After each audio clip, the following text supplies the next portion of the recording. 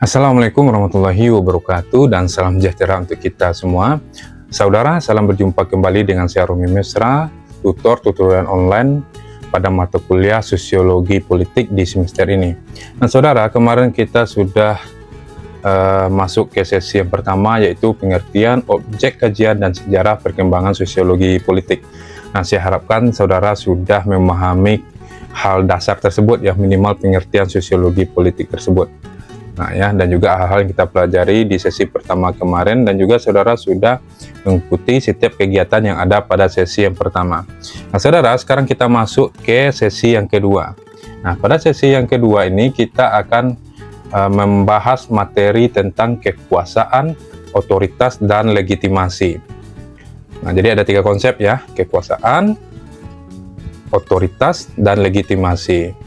Nah jadi di sini juga sudah saya tulis ya, apa itu kekuasaan, apa itu otoritas, ya, apa itu legitimasi.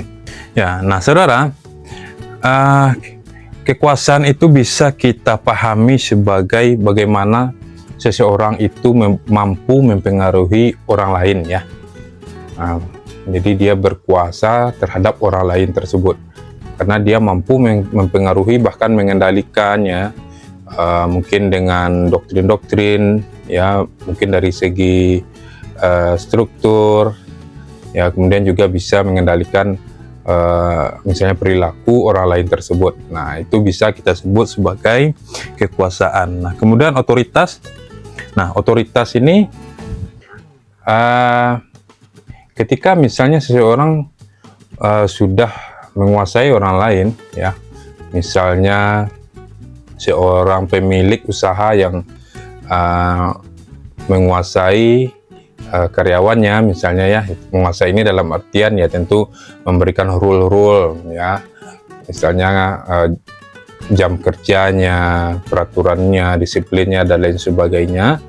Nah kemudian dalam hal ini berarti dia memiliki otoritas. Nah itu yang disebut dengan, karena dia adalah pemilik usaha, kemudian orang yang bekerja ini disebut karyawan, maka dia kekuasaannya itu diakui oleh karyawan tersebut. Oh ya, dia ini kan bos saya ini, dia ini ownernya tempat saya bekerja ini, dia ini orang yang menggaji saya ini. Nah itu bisa ya. Atau kalau mau lebih jauh secara politik ya, misalnya presiden ya, gubernur ya, itu kan secara struktur ya. Atau di tempat kerja secara struktur, kepala sekolah, kita guru, tentu kita mengakui kekuasaan kepala sekolah misalnya ya, sebagai pimpinan di sekolah tersebut. Nah kemudian legitimasi. Nah legitimasi ini bagaimana legal dalam otoritas ini ya, bagaimana proses otoritas ini sah ya dan dipatuhi. Nah misalnya ya bisa saja misalnya dengan proses politik, sehingga ketika proses politiknya berjalan, ada pencalonan hingga terpilih ya, misalnya menjadi seorang bupati, maka berarti otoritasnya itu legal ya, dan sebaliknya. Nah bentuk-bentuk otoritas politik ya, yang pertama itu otoritas legal formal. Nah ini berdasarkan posisi legal atau formal sesuai hukum. Nah ini ya bisa misalnya seperti kepala daerah ya, seperti yang saya ceritakan tadi ya, karena sudah terpilih tentu disahkan, dilantik, maka itu kan legal ya secara hukum gitu ya. Kemudian otoritas relasional, berdasarkan kontrak sosial antara penguasa dan yang dikuasai. Nah kalau menurut saya ini bisa berkaitan dengan misalnya yang tadi ya, pekerjaan ya, misalnya ada proyek, kemudian kita diajak untuk bekerja, kemudian ada kontrak kerja. Nah ya itu berarti kan antara yang memberikan kontrak ya, seperti tadi karyawan dan bos ya, atau pemilik usaha, nanti akan digaji sekian, jam kerjanya dari jam sekian sampai jam sekian ya. Tentu ada otoritas dari pemilik ini untuk mendisiplinkan, misalnya kalau terlambat dikasih punishment apa, kalau rajin atau omset naik dikasih reward apa. Nah ya itu otoritas relasional. Kemudian kedaulatan, prinsip yang mendiskusikan bagaimana otoritas diatur dalam negara ya. Bagaimana otoritas itu diatur dalam negara, mungkin melalui peraturan-peraturan ya, misalnya Satpol PP. Nah, ya, itu bagaimana otoritasnya, misalnya dalam melakukan penertiban dan lain sebagainya. Kemudian Polantas, bagaimana ya otoritasnya diatur ya, mungkin dalam melakukan razia itu, kemudian dalam memberikan sanksi dan lain sebagainya. Nah, kemudian saya jelaskan lagi tentang legitimasi ini ya, bagaimana proses otoritas tadi sah dan diakui. Nah, dia ada yang pertama otoritas tradisional, berdasarkan tradisi dan kebiasaan yang sudah lama berlaku. Ya, misalnya ya, kepala suku ya, itu memiliki otoritas untuk mungkin membuat aturan-aturan ya, atau mengizinkan kegiatan-kegiatan adat, melakukan kegiatan-kegiatan adat, prosesi adat dan lain sebagainya. Itu kan sudah diatur secara adat. Kalau di Minangkabau ini juga ada ya, misalnya mama itu ya, apakah itu berkaitan dengan misalnya harta pusaka tinggi, bagaimana mengelolanya gitu ya. Kemudian bagaimana hubungannya dengan anak, kemenakan ya. Ya, bagaimana misalnya melaksanakan upacara adat dan lain sebagainya. Jadi ini lebih ke otoritas ini dilegitimasi secara tradisional ya, atau adat lah gitu ya, adat istiadat. Kemudian otoritas karismatik. Nah, biasanya kalau otoritas karismatik ini berdasarkan kualitas luar biasa yang dimiliki oleh pemimpin ya. Ya, kalau otoritas karismatik ini terkadang ya misalnya di tongkrongan saja lah ya, di tongkrongan atau di mungkin ada klub-klub motor atau komunitas-komunitas apa gitu ya, komunitas baca, komunitas menulis. Ada orang yang kita ikuti itu bukan karena mungkin dia punya harta atau karena dia punya anak siapa atau siapa, tapi karena mungkin karismanya atau kemampuannya juga.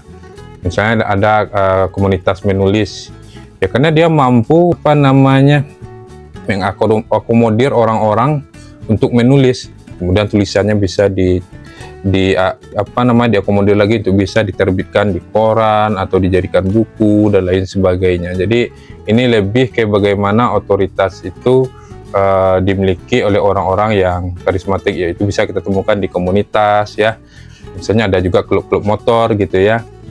Nah, itu otoritas karismatik. Kemudian otoritas rasional legal, berdasarkan aturan dan prosedur yang ditetapkan secara resmi.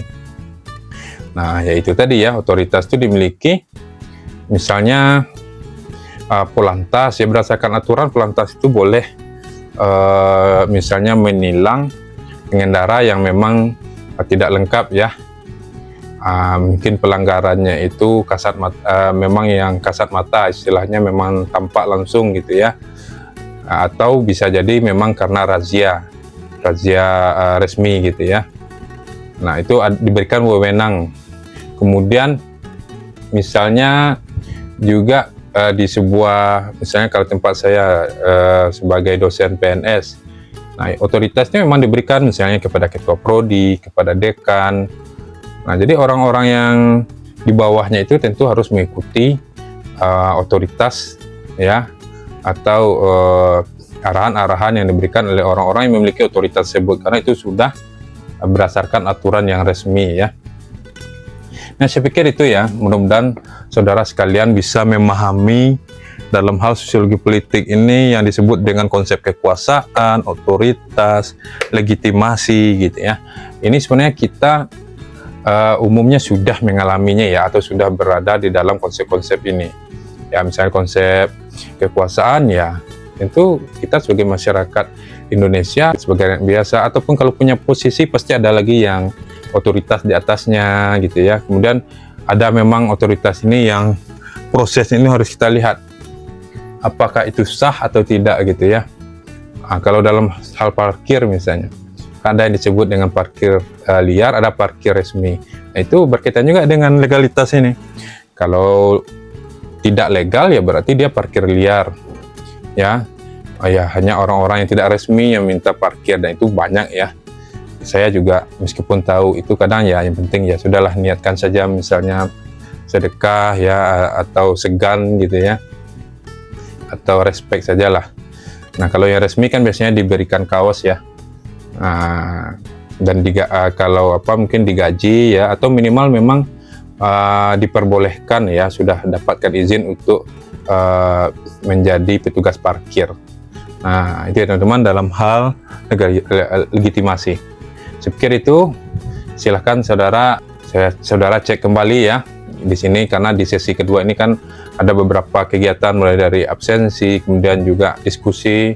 Nah, di diskusi saya tekankan kembali, jawablah kegiatan diskusi itu dengan memasukkan analisis pemikiran sendiri, nah ya, pendapat sendiri, jangan hanya copy paste AI dan lain sebagainya itu ya, karena itu nilainya menurut saya, kalau menurut ada pemikiran sendiri, pendapat sendiri, itu nilainya lebih tinggi ya dibandingkan hanya copy paste atau AI meskipun benar itu.